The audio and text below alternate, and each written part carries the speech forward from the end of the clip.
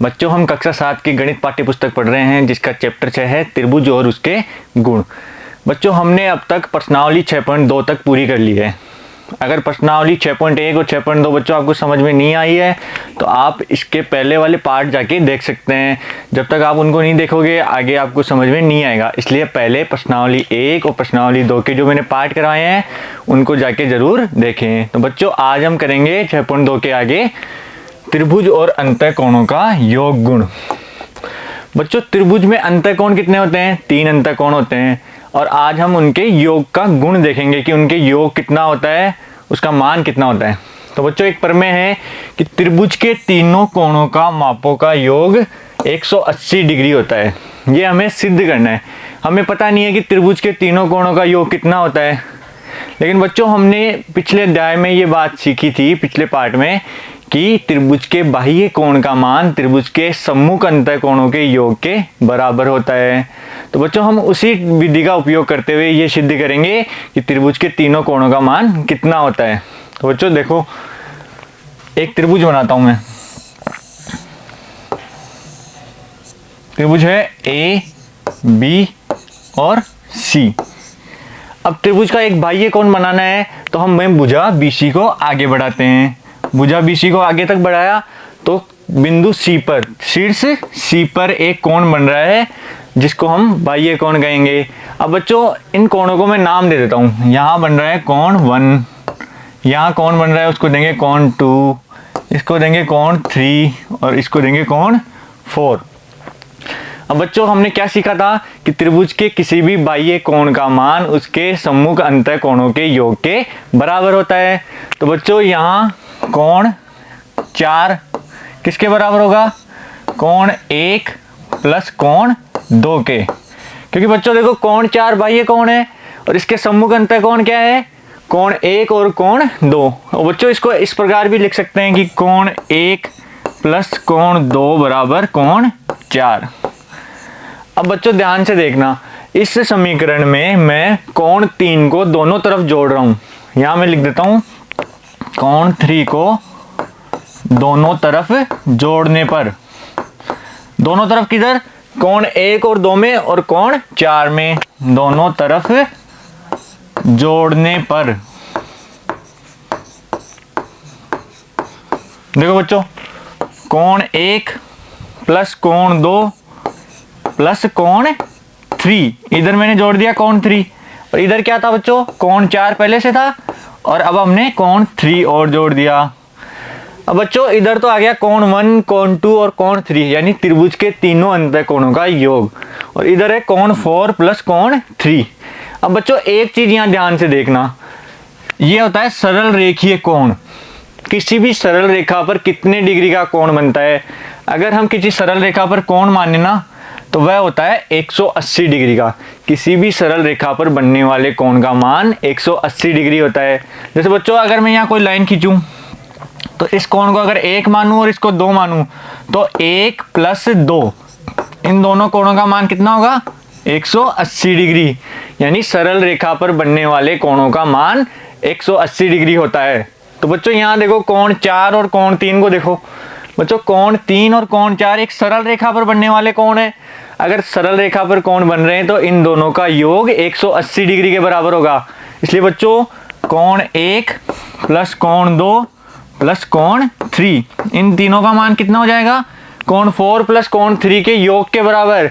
इन दोनों का योग कितना है? सरल रेखा पे बन रहे हैं इसलिए 180 डिग्री, तो इन दोनों का योग हो जाएगा 180 डिग्री।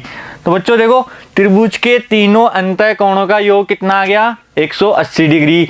इस लाइन को अपनी नोटबुक में नोट कर लो कि त्रिभुज के तीनों अंतःकोणों का योग 180 डिग्री होता है। ये हमेशा होगा, चाहे कोण का मान कितना भी हो, अलग अलग हो सकता है।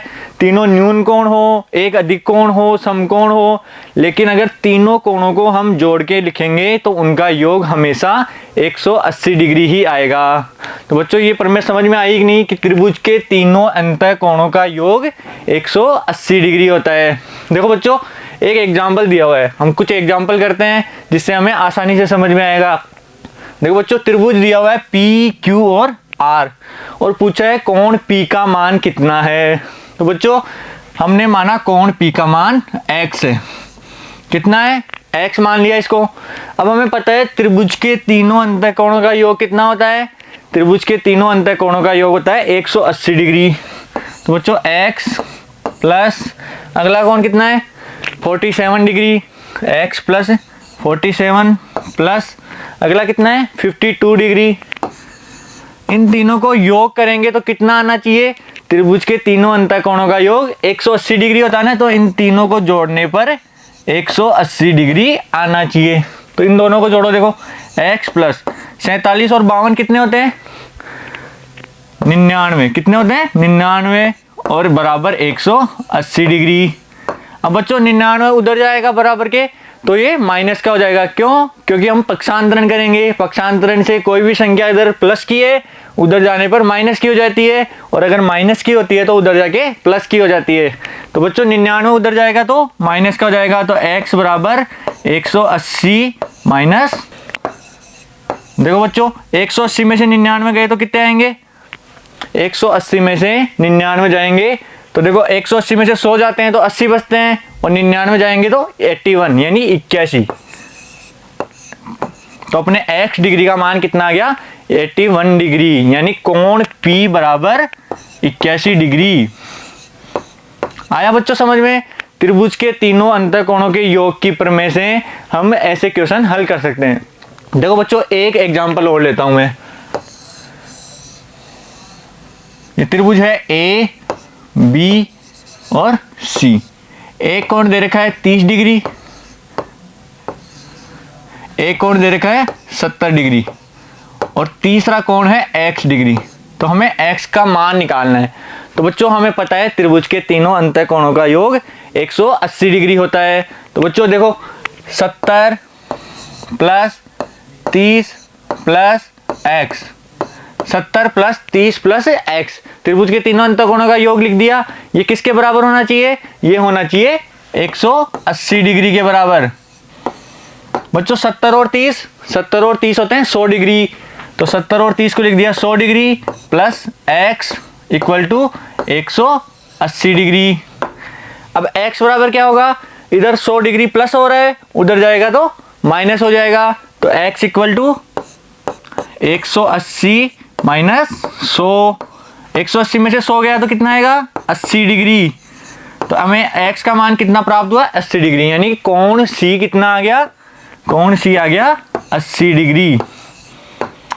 बच्चों आपको तीनों अंतःकोणों का योग की प्रमेय समझ में आई कि नहीं। अगर बच्चों कोई कंफ्यूजन हो रहा है तो आप इस वीडियो को शुरू से दोबारा देखिए, और बच्चों ऐसे एग्जाम्पल अपने मन से खुद निकालिए और उनको अपनी नोटबुक में सॉल्व कीजिए।